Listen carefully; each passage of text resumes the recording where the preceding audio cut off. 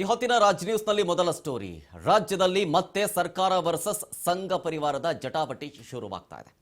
RSS ವಿರುದ್ಧ ಇದೀಗ ಮತ್ತೆ ನಿಷೇಧ ಅಸ್ತ್ರಕ್ಕೆ ಮುಂದಾಗ್ತಾ ಇದೆ ಸರ್ಕಾರ. ರಿಜಿಸ್ಟರ್ ಆಗದ ಸಂಘಟನೆಗಳ ಚಟುವಟಿಕೆಗೆ ಅನುಮತಿ ಇಲ್ಲ ಅನ್ನುವಂತ ನಿರ್ಧಾರಕ್ಕೆ ಸರ್ಕಾರ ಬರ್ತಾ ಇದೆ. ಸಾರ್ವಜನಿಕ ಸ್ಥಳಗಳಲ್ಲಿ ಯಾವುದೇ ರೀತಿಯಾದಂತಹ ಕಾರ್ಯಕ್ರಮಕ್ಕೆ ಅನುಮತಿಯನ್ನ ತೆಗೆದುಕೊಳ್ಳೋದು ಕಡ್ಡಾಯ. ಅನುಮತಿ ತಗೊಳ್ಳಬೇಕು ಅಂತಂದ್ರೆ ಸಂಘಟನೆಗಳು ರಿಜಿಸ್ಟರ್ ಆಗಿರಬೇಕು. ರಿಜಿಸ್ಟರ್ ಆಗಿಲ್ಲ ಅಂತಂದ್ರೆ ಅನುಮತಿಯನ್ನ ಕೊಡೋದಕ್ಕೆ ಬರೋದಿಲ್ಲ. ಸೊ ಅಲ್ಲಿಗೆ ಮೂಗುದಾರ ಹಾಕುವ ನಿರ್ಧಾರಕ್ಕೆ ಸರ್ಕಾರ ಬರ್ತಾ ಇದೆ. ಸಾರ್ವಜನಿಕ ಪ್ರದೇಶಗಳಲ್ಲಿ ಪ್ರವೇಶವನ್ನ ನಿಯಂತ್ರಣ ಮಾಡುವಂತಹ ವಿಧೇಯಕವನ್ನ ತರೋದಕ್ಕೆ ಸರ್ಕಾರ ಮುಂದಾಗ್ತಾ ಇದೆ. ಇದ್ರ ಬಗ್ಗೆ ಸದನದಲ್ಲಿ ಮಸೂದೆ ಮಂಡನೆ ಮಾಡಬೇಕು ಅಂತ ಸರ್ಕಾರ ರೆಡಿ ಮಾಡ್ಕೊಳ್ತಾ ಇದೆ.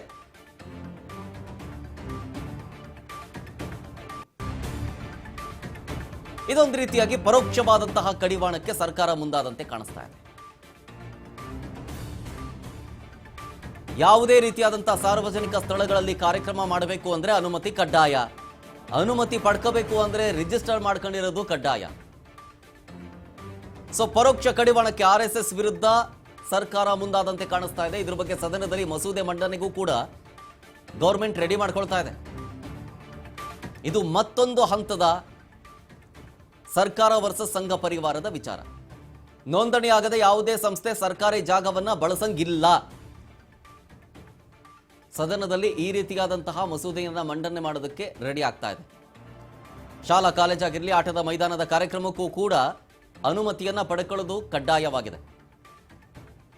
ಸರ್ಕಾರಿ ಆವರಣದಲ್ಲಿ ಕಾರ್ಯಕ್ರಮ ಮಾಡಬೇಕು ಅಂದ್ರೆ ಅಥವಾ ಸಾರ್ವಜನಿಕ ಆಸ್ತಿ ಬಳಕೆ ಮಾಡಬೇಕು ಅಂತಂದ್ರೆ ಅದಕ್ಕೆ ಆದಂತಹ ಕಾನೂನು ನಿಯಮಾವಳಿಗಳಿದೆ, ಅದನ್ನು ಪಾಲಿಸಬೇಕು ಅಂತ ಮಸೂದೆ ಮಂಡನೆಗೆ ರೆಡಿ ಆಗ್ತಾ ಇದೆ.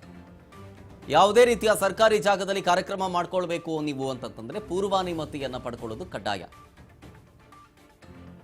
ಅಷ್ಟೇ ಅಲ್ಲ, ತರಬೇತಿ ಸೇರಿದಂತೆ ಇತರೆ ಚಟುವಟಿಕೆಗಳಿಗೂ ಕೂಡ ಲಿಖಿತ ಅನುಮತಿಯನ್ನ ಪಡೆದುಕೊಳ್ಳೋದು ಕೂಡ ಕಡ್ಡಾಯವಾಗಿರುತ್ತೆ ಆ ಮಸೂದೆಯಲ್ಲಿ. ವ್ಯಕ್ತಿಯಾಗಿರ್ಬೋದು ಅಥವಾ ಸಂಘ ಸಂಸ್ಥೆಗಳಾಗಿರ್ಬೋದು ಅಥವಾ ಸಂಘಟನೆಗಳಿಗೂ ಆಗಿರ್ಬೋದು, ಅದಕ್ಕೂ ಈ ನಿಯಮಗಳು ಅನ್ವಯವಾಗುತ್ತೆ.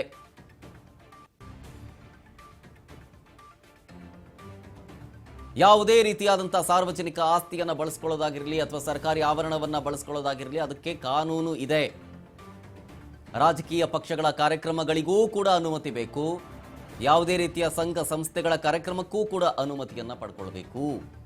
ಹೀಗೆ ಅನ್ನೋದು ಮಸೂದೆಯಲ್ಲಿ ಇರುತ್ತೆ.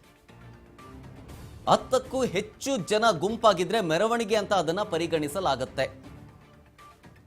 ಸೊ ಮೆರವಣಿಗೆಗೂ ಕೂಡ ರೂಲ್ಸ್ ಅಂಡ್ ರೆಗ್ಯುಲೇಷನ್ಸ್ಗಳಿದ್ದಾವೆ. ಸಂಘಟನೆಗಳ ಮೆರವಣಿಗೆ, ಧಾರ್ಮಿಕ ಮೆರವಣಿಗೆ, ಅದೆರಡಕ್ಕೂ ಕೂಡ ಅನುಮತಿ ಪಡ್ಕೊಳ್ಳೋದು ಕಡ್ಡಾಯ. ರೂಟ್ ಮಾರ್ಚ್ಗಳನ್ನೂ ಕೂಡ ಮೆರವಣಿಗೆಯ ವ್ಯಾಪ್ತಿಗೆ ಸೇರಿಸಲಾಗುತ್ತೆ ಅಂತ ಆ ಮಸೂದೆಯಲ್ಲಿ ಇರುತ್ತೆ. ರೂಟ್ ಮಾರ್ಚ್, ಮದುವೆ ಆಗಿರಲಿ ಅಥವಾ ಅಂತ್ಯಕ್ರಿಯೆ ಆಗಿರಲಿ, ಆ ಮೆರವಣಿಗೆಗಳಿಗೆ ಮಾತ್ರ ವಿನಾಯಿತಿ ಇರುತ್ತೆ. ಜಿಲ್ಲಾಧಿಕಾರಿಗಳಾಗಿರ್ಬೋದು ಅಥವಾ ಪೊಲೀಸ್ ವರಿಷ್ಠಾಧಿಕಾರಿ ಆಗಿರ್ಬೋದು, ಅವರಿಗೆ ಮಹತ್ವದ ಅಧಿಕಾರವನ್ನ ಕೊಡಲಾಗಿರುತ್ತೆ ಅನುಮತಿ ಕೊಡೋದರ ಬಗ್ಗೆ. ಡಿಸಿ ಆಗಿರ್ಬೋದು, ಎಸ್ಪಿ ಆಗಿರ್ಬೋದು, ಅಷ್ಟು ಮಾತ್ರ ಅಲ್ಲ, ಬೇರೆ ಬೇರೆ ಅಧಿಕಾರಿಗಳಿಗೂ ಕೂಡ ಅವಕಾಶ ಇರುತ್ತೆ, ನಿರ್ಧಾರವನ್ನು ತೆಗೆದುಕೊಳ್ಳುವ ಅವಕಾಶ ಇರುತ್ತೆ. ಅನುಮತಿ ಇಲ್ಲದೇನೆ ಯಾರಾದರೂ ಸರ್ಕಾರಿ ಆಸ್ತಿಯನ್ನು ಬಳಸ್ಕೊಂಡ್ರೆ ಅವರ ಮೇಲೆ ಕಾನೂನು ಕ್ರಮಗಳನ್ನು ಜರುಗಿಸಲಾಗುತ್ತೆ ಅಂತ ಮಸೂದೆಯಲ್ಲಿ ಇರುತ್ತೆ. ಅತಿಕ್ರಮವಾದಂತಹ ಪ್ರವೇಶ ಅಂತ ಹೇಳಿ ಅವ್ರ ಮೇಲೆ ಕೇಸ್ ದಾಖಲು ಮಾಡಿಕೊಳ್ಳಲಾಗುತ್ತೆ. ಇದು ಸದನದಲ್ಲಿ ಮಸೂದೆ ಮಂಡನೆಗೆ ಸರ್ಕಾರ ರೆಡಿ ಮಾಡಿಕೊಂಡಿರುವಂತಹ ಕೆಲವೊಂದಿಷ್ಟು ಪ್ರಮುಖ ಅಂಶಗಳು. ನೆಕ್ಸ್ಟ್, ಇನ್ನು ಮುಂದೆ ಧರ್ಮಾಧಾರಿತ ಸಭೆಗೆ ಅನುಮತಿ ಬ್ರೇಕ್. ಪರೋಕ್ಷವಾಗಿ ಆರ್ಎಸ್ಎಸ್ಗೆ ಕಡಿವಾಣ ಹಾಕೋದಕ್ಕೆ ಕಾನೂನು ತರೋದಕ್ಕೆ ಮುಂದಾಗ್ತಾ ಇದೆ. ಧರ್ಮಾಧಾರಿತ ಸಭೆ ಮಾಡೋದಕ್ಕೆ ಅನುಮತಿ ಕೊಡೋದಕ್ಕೂ ಬ್ರೇಕ್ ಹಾಕಿರಾಗಿದೆ. ಸರ್ಕಾರ ಮತ್ತು ಆರ್ಎಸ್ಎಸ್ ಮಧ್ಯೆನ ಜಟಾಪಟಿ ಇದು ಮತ್ತೊಂದು ಹಂತಕ್ಕೆ ಹೋಗ್ತಾ ಇದೆ. ಕೇಸರಿ ಪಡೆ ಇದಕ್ಕೆ ಕೆಂಡಾಮಂಡಲರಾಗಿದ್ದಾರೆ. ಪ್ರಿಯಾಂಕ್ ಖರ್ಗೆ ಮೊದಲಿಂದಲೂ ಕೂಡ ಆರ್ಎಸ್ಎಸ್ ವಿರೋಧಿ. ಪ್ರಿಯಾಂಕ್ ಖರ್ಗೆ ವರ್ಸಸ್ ಆರ್ಎಸ್ಎಸ್ ಅನ್ನುವಂತಹ ಸಿಚುವೇಶನ್ ಕಳೆದ 1 ವರ್ಷದಿಂದಲೂ ಕೂಡ ಹೆಚ್ಚಾಗ್ತಾ ಇದೆ. ಇದ್ರ ಬಗ್ಗೆ ಬಿಜೆಪಿ ಕಿಡಿಕಾರ್ತಾ ಯಾರೋ ಒಬ್ರು ಕೂಗಾಡ್ಬಿಟ್ರೆ ಏನೂ ಆಗೋದಿಲ್ಲ ಹೀಗಂತ ಗೃಹ ಸಚಿವರ ವಿರುದ್ಧ ವಿಪಕ್ಷ ನಾಯಕ ಆರ್ ಅಶೋಕ್ ಕಿಡಿಕಾರ್ತಾ ಇದ್ದಾರೆ.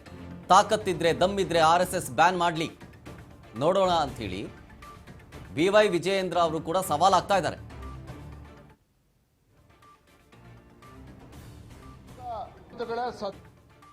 ರಾಷ್ಟ್ರೀಯ ಸ್ವಯಂ ಸೇವಕರ ಬಗ್ಗೆ ನಾವು ಚರ್ಚೆ ಮಾಡ್ತಾ ಇದ್ದಾರೆ. ಇವತ್ತು ಯಾವ ಆಧಾರದ ಮೇಲೆ ಇವತ್ತು ರಾಷ್ಟ್ರೀಯ ಸ್ವಯಂ ಸೇವಕ ಸಂಘ ಇಲ್ಲಿಗಲ್ ಚಟುವಟಿಕೆಗಳು ನಡೀತದೆ ಅಂತ ಹೇಳ್ತಾರೆ ಇವರು? ಹಾಗಾದ್ರೆ ರಾಷ್ಟ್ರೀಯ ಸ್ವಯಂ ಸೇವಕ ಸಂಘ 100 ವರ್ಷಗಳನ್ನ ಪೂರೈಸಿರ್ತಕ್ಕಂಥದ್ದು.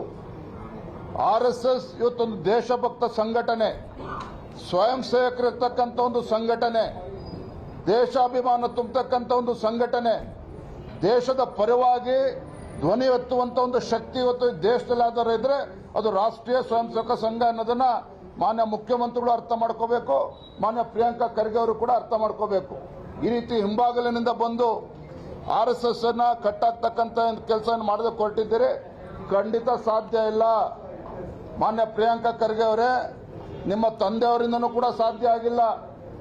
ಜವಾಹರ್ಲಾಲ್ ನೆಹರು, ಇಂದಿರಾ ಗಾಂಧಿ 3 ಬಾರಿ RSS ಅನ್ನ ಬ್ಯಾನ್ ಮಾಡತಕ್ಕಂಥ ಷಡ್ಯಂತ್ರ ಆಯಿತು.